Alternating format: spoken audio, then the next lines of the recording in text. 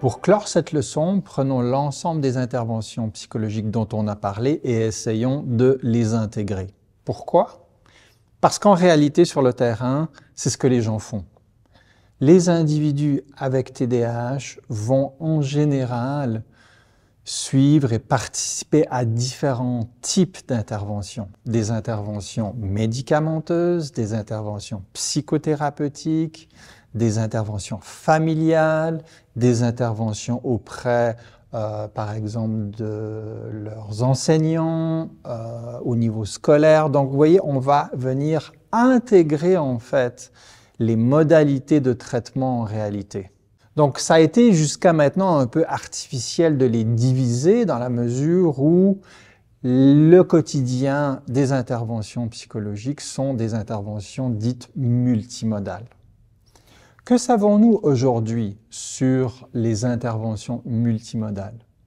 La meilleure manière de répondre à cette question est de résumer l'étude longitudinale MTA Study, qui veut dire Multimodal Treatment of Children and Adolescents with ADHD, donc l'étude multimodale des interventions auprès d'enfants et d'adolescents avec TDAH. C'est une étude qui aujourd'hui publie encore des résultats 16 ans après son début. Donc, il s'agit d'une étude qui a inclus 539 jeunes âgés de 7 à 10 ans et qui a comparé 4 types de traitements.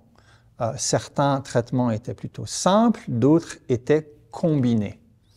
L'étude a duré 14 mois, donc chacun de ces traitements a duré 14 mois et on a invité les participants à faire des évaluations à la fin de l'étude, donc à 14 mois, mais aussi à 24 mois, donc 2 ans après le début de l'étude, à 36 mois, donc 3 ans après le début de l'étude, et ainsi de suite. Donc j'aimerais bien vous résumer cette étude pour qu'on comprenne où est-ce qu'on en est en fait dans nos connaissances au niveau des traitements multimodaux et tout le chemin qui reste à faire également.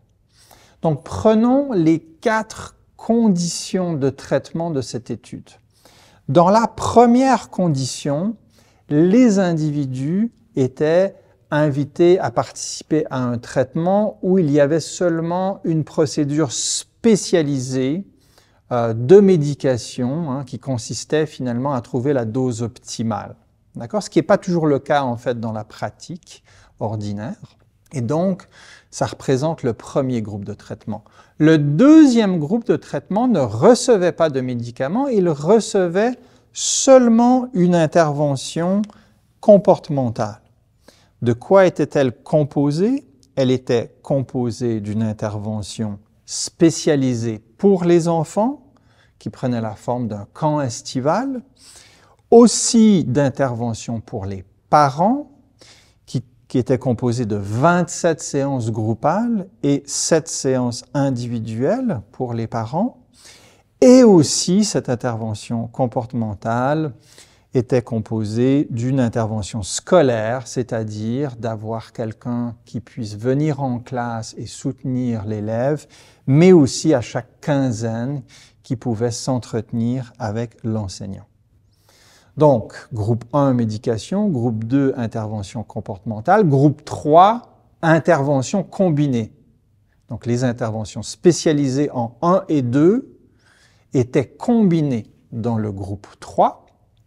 Et enfin, dans le groupe 4, on proposait ce qu'on appelle le traitement usuel, c'est-à-dire que l'individu et sa famille ne participaient à aucun des traitements spécialisés, mais recevaient ce qu'ils recevraient d'habitude dans son contexte de soins en santé mentale. Donc, quels sont les résultats de cette étude? Alors, dans notre tableau, nous allons agréger les résultats de fin de traitement aux résultats qui auraient perduré jusqu'à au moins 10 mois après la fin du traitement, c'est-à-dire 24 mois après le début de l'étude. Donc, nous avons effectivement des évaluations qui sont faites par les parents et des évaluations qui sont faites aussi par les enseignants. Et c'est sur ces bases, ces sources d'informations qu'on infère les résultats. Vous voyez maintenant dans le haut du tableau qu'au niveau des symptômes diagnostiques d'hyperactivité, d'impulsivité et d'inattention, on retrouve un avantage de l'intervention médicamenteuse ou de l'intervention combinée, donc groupe 1 et 3, et ce de la perspective des enseignants. Donc les enseignants vont dire « Ah oui, les enfants qui effectivement étaient dans le groupe 1 ou dans le groupe 3 font mieux à la fin et à 24 mois au niveau d'avoir diminué leur hyperactivité, leur impulsivité et leur inattention. » Du point de vue des parents, c'est un peu différent. Il n'y a pas vraiment de différence entre les groupes et on a un avantage pour le groupe médication seulement sur les symptômes d'inattention. D'accord? Donc de là l'importance d'avoir différentes sources d'informations pour évaluer une intervention. Ensuite, dans le bas du tableau, qu'est-ce qu'on a? On a les fameux symptômes associés ou problèmes associés au TDAH. On en a ici recueilli 3 types: comportement d'opposition ou agressif, interaction ou problème d'interaction entre parents et enfants et difficulté d'interaction avec les pairs. Et qu'est-ce que vous pouvez voir ici? Ce que vous pouvez voir, c'est que c'est essentiellement la condition du traitement combiné multimodal qui est en fait la plus performante, en particulier en comparaison à la condition 2, c'est-à-dire le traitement comportemental seulement, et à la fois au niveau de l'évaluation des parents, au niveau des comportements agressifs, et l'évaluation des enseignants au niveau des comportements avec les pairs. Vous voyez que c'est vraiment ce type de traitement qui, à 14 et 24 mois, est le plus performant. Qu'en est-il maintenant de la suite de l'histoire, c'est-à-dire qu'on a pu suivre ces individus sur plusieurs années? Eh bien, à 36 mois, ou alors à 96, 96 mois, c'est-à-dire à 6 à 8 ans après l'étude, après la fin du premier traitement, eh bien, en fait, les différences entre les groupes disparaissent. Pourquoi? Parce que, en fait, à la fin de l'étude, les individus pouvaient ensuite, s'ils voulaient, discontinuer les traitements ou alors choisir d'autres traitements. D'accord? Donc, en fait, les individus, les participants ont changé de groupe, si vous voulez, et cela a fait disparaître les différences entre les groupes. La seule chose qui était prognostique, c'est-à-dire prédictrice de l'évolution à 6 à 8 ans, c'était l'évaluation, c'est-à-dire le type de diagnostic TDAH au début de l'étude. Si l'individu avait un diagnostic de TDAH de type inattentif et hyperactif, eh bien, cet individu ou ce groupe d'individus avait globalement moins de succès sur les différentes mesures qu'on a exposées à 6 à 8 ans après le début de l'intervention. Maintenant, je vous propose de terminer sur une étude toute récente qui vient de publier les résultats 16 ans après le début de l'étude. Qu'est-ce qu'on observe? Alors, on observe des choses vraiment très intéressantes qui vont nous informer au sujet des traitements multimodaux, mais aussi qui vont nous informer sur le décours naturel de ce diagnostic, si vous voulez. Donc, dans un premier temps, cette étude a mesuré ce qu'ils appellent la rémission, c'est-à-dire à chaque évaluation au cours de ces 16 ans, on évaluait les symptômes TDAH et s'il y avait 4 symptômes ou moins, on estimait que l'individu était en période de rémission. D'accord?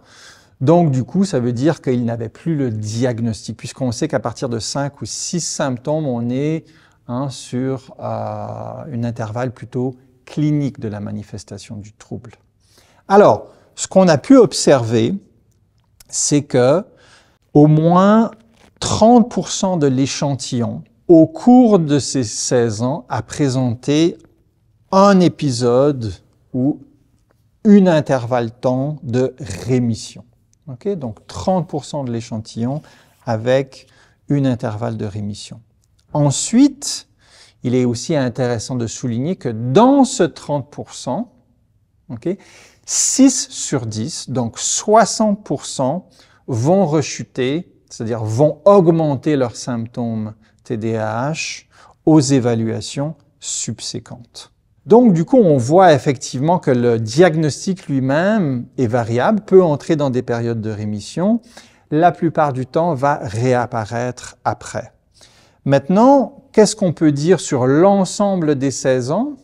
On peut dire qu'environ 10,8% de l'échantillon ont un diagnostic stable, c'est-à-dire qu'ils n'ont pas eu de période de rémission, tandis que 9,1% ont une rémission stable, c'est-à-dire que du moment où ils sont entrés dans cette catégorie de rémission, ils y sont restés.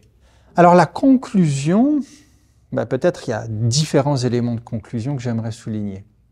D'abord, les traitements multimodaux qui combinent des interventions spécialisées sont en général les plus efficaces, à la fois sur les symptômes diagnostiques, mais aussi sur les problèmes associés.